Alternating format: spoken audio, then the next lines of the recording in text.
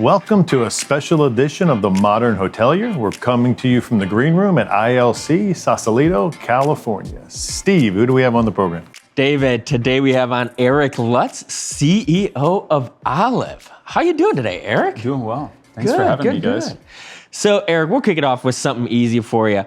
Tell us a little bit about yourself, where you grew up, and how you got into hospitality. All right. Well, I'm a California boy through and through. Grew up in Orange County, moved to LA for school, and have not left ever since. Don't see any reason to leave Southern California, although work takes me on the road quite a bit of time.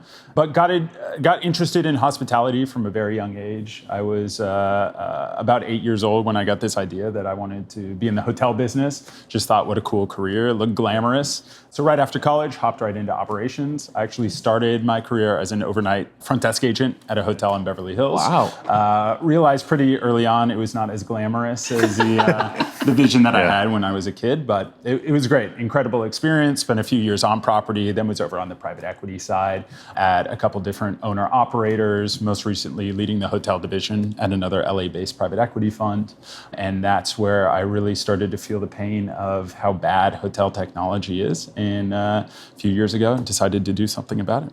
Yeah, so is there something specific that really drove you to build Olive?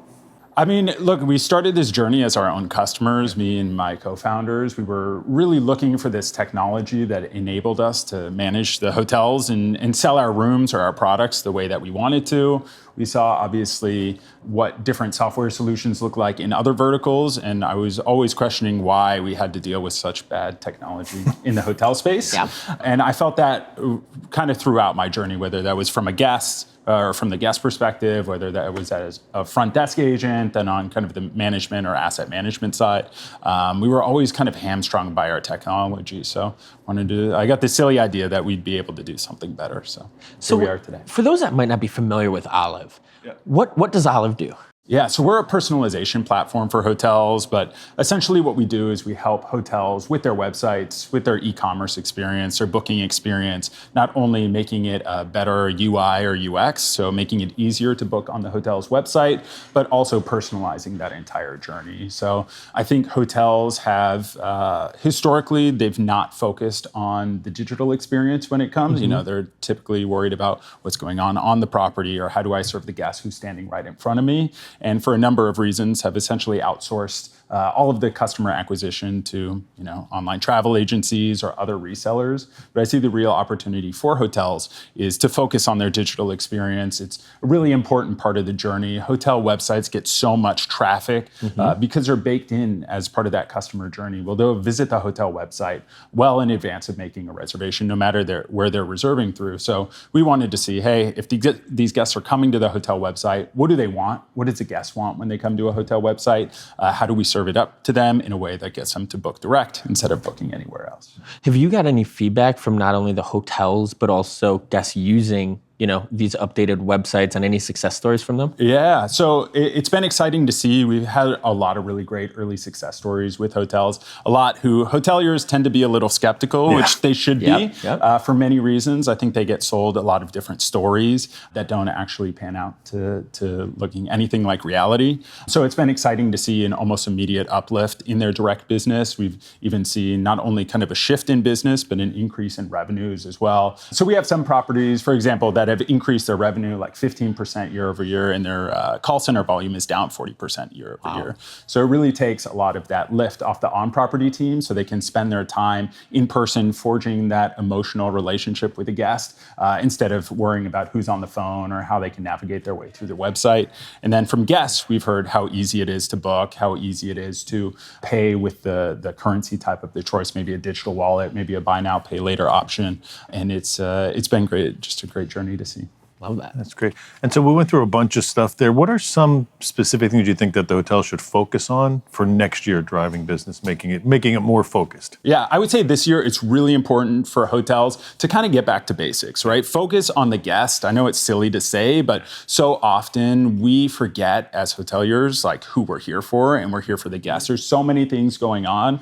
And for us, and that's what we do whenever we approach maybe a hotel partnership or a product that we're releasing, we put ourselves ourselves in the guest shoes, try to understand what do they want? What do they need? Like, I think it's easy for hoteliers, right? Any of us can go on a hotel's website. We can find our way through a booking engine. We can, do that function that we need to. But the guests, they don't have the same level of familiarity with these different products. They don't know what a best available rate is versus an advanced purchase rate, all these things that we kind of just take for granted. So I'd say for hotels, really just think about who is your guest, what do they want, and definitely please take a look at your websites, go through your websites. It's, the hotels we work with, they get hundreds of thousands of visitors to their website, but they don't think about it like that, right? They're worried about, of course, the on-property service and experience, and then the website, they update once every couple of years. They treat it like a brochure. Yep. But it's really important because before you ever get a guest on property, they're going to be on your website, and that's an important part of their buying journey, and that's how they kind of reach that intentionality to book, is by visiting your website. Absolutely. And kind of on that note, I think this is something that I've seen more lately since COVID is cutting costs, increasing operational efficiency. And I feel like sometimes that can impact the guest experience. Is there a way we can, still be cost effective and efficient, but also not decrease the guest experience? 100%. I think it's a great question. Look, I think that is where a lot of maybe operators or owners go to, is to cost-cutting mode. Mm-hmm. I mean, it's the first thing I did when I got a hold of a P&L when I was 23 years old. But I think what hotels need to realize is there's a number of factors going on, but you really can never cost-cut your way to profitability. And you need to see, if you're cutting costs, what that comes at the expense of. And oftentimes it comes at the expense of that guest service. And hey, maybe you get a guest on your property and the service, or you're not kind of upholding that promise that you made to the guest through their booking journey, then they're never coming back to your hotel. So now it's not just, the $1 or $2 or $3 per occupied room that you're saving. Now you're losing revenue into the future because you're not going to get that guest back to your hotel. And it kind of puts the industry in a really precarious position. Absolutely. Yeah, and so we see it across the board, whether it be management companies, ownership groups, brands, independents. What advice would you give to hoteliers who are hesitant to adopt new technology? Yeah, I would say, look, obviously there's a lot of people. I've been in the seat myself, being sold all kinds of different technology solutions. And I think that a lot of the vendors out there sell these, grand stories that they can't really deliver on, and don't really hold the promise, which is really unfortunate. That's why we started this journey, because we basically got so fed up with how it looked that we decided we'd do it ourselves. But I think it's important to not only find a technology solution that fits your property or the needs, but you're really finding a partner. So it's about the relationship. It's partnering with whoever that vendor might be to make sure that they align with your business interests, with your guests. And for us, where we differ a little bit is we kind of put our money where our mouth is. So we're willing to let anybody try us out. We won't charge you anything until you're absolutely happy. And I think you'll find that most vendors are not like that, right? They're trying to sell you and get to sign you into a long-term contract with a lot of upfront fees. For us, we made it our website. Our website is tryolive.com, because we want to let you try it, want to make sure you love it. And that's kind of how we're approaching. I love that. So a lot of hesitancy comes from hotels, who are implementing new technology. They're worried that technology is going to replace that human interaction with the guests. How do you see that kind of being the opposite, where technology can increase the interaction with the guests? Yeah, no, it's a fabulous question, actually. It's something we think about all the time. And I think there's a lot of anxiety, or there's this hysteria around new advances in technology, especially around AI. I was fortunate enough to speak on a panel to a bunch of UCLA students about 6 months ago on the future of AI in business. And you could tell from the line of questioning, they're like, hey, what should we be doing? We're not going to have jobs after school and all of these things, right? Which I think you've seen time and time again throughout history with every kind of technological change or shift. And if you see, it's always added productivity over time. There's always been an addition of jobs with each new incremental technology. And for us, the way we look at it, it's not as much, hey, what can technology replace? But what can technology help us to do? So if it's to help us deliver better guest experiences, certainly computers are great at one thing and humans are great at another thing, and you're never going to be able to, or at least hopefully you'll never be able to replace that with that kind of human emotional response or interaction with a computer. But for us, we say, hey, what can the computers do for us that allows us to be more productive or spend more time with our guests or understand our guests? Specifically for us at Olive, we help hotels understand who their guests are, what their wants and needs are, so that when they are, they're in their booking process or in kind of that whole pre-arrival journey, we're understanding who they are and helping the hotels deliver on that once they get on property. And so they greet you by name. They understand that you want the room far away from the elevator, or that you like your room turned down a certain way, or whatever your preferences might be. Absolutely. We'll see. Elon Musk is building robots. We'll see how close he gets to the human interaction on those. Exactly. So congratulations on winning the Indy Award for Best Tech Innovation. And so we'd like to know, looking ahead, what technology advancements do you think will shape the future of hospitality, and how is your platform positioned for that? Yeah. So obviously we are undergoing this massive shift in this platform shift to artificial intelligence. And I think that hotels today, obviously they've been reluctant in the past to adopt new technologies. Even today, right, we're seeing what was the previous platform shift, which was the move to the cloud. Hotels are just now moving their systems to the cloud, especially over the past few years. So I would say that it's important, obviously, to stay up to date on what the kind of the latest and greatest is. For us too, we look not as much as what's going on in the industry, but what's going on outside the industry. So that kind of informs how we approach technology. When you look at guests today, I think everybody outside the industry spent basically the whole pandemic shopping online. Yep. So they're very sophisticated when it comes to online shopping experiences. They're used to using things like Amazon or Netflix that are extremely personalized and offering up personal recommendations. And I think that's obviously where the hotel industry has been historically in kind of the physical world, offering that personal touch or that personalized service. And that's an important opportunity that we should not be missing out on as a hotel business moving into the future. And that's what technology is opening up. I would say that it's important for hotels to realize we're going through this massive shift. AI is going to remake or reshape every single industry. The hotel industry is going to be no different. And the last thing I want to see is for the hotel business to fall behind like we have in the past.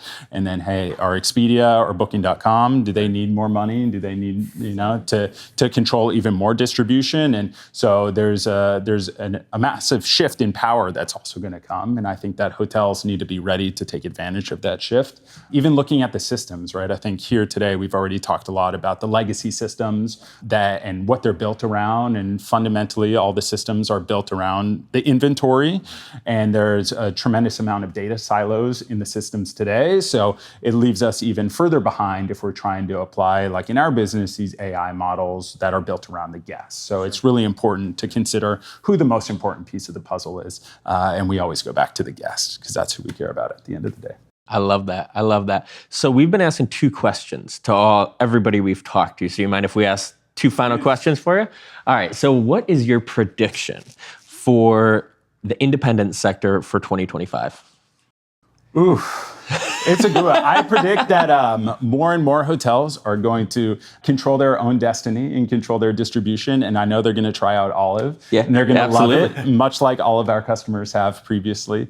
And realize, hey, it is a really important thing to focus on the guest and see and look at every single different touch point throughout the journey, and especially the digital ones, and see where the opportunities are to better serve the guest. That's how I see, and what I see as the opportunity for AI is really how we better serve our guests, how we better deliver hospitality to our guests. And I'm excited to see where the industry goes with it. And what challenges do you think we're going to see next year?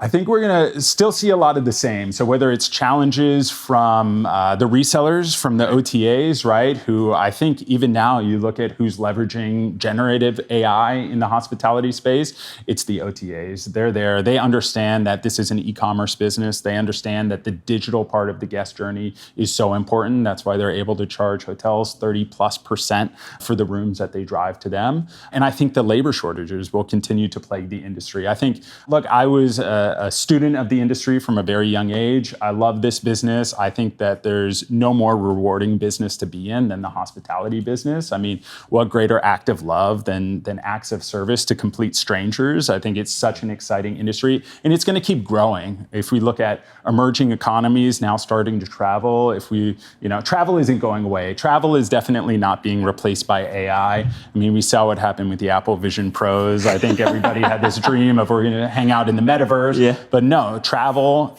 every year continues to grow. We're going to continue to see it. And in order to solve those labor shortages, we need to begin to attract more people into the industry, the right kind of people, the younger generations who are unfortunately not going to hotel school anymore. But you don't have to go to hotel school. I didn't go to hotel school. I studied political science. But it's just about making an attractive industry to work in.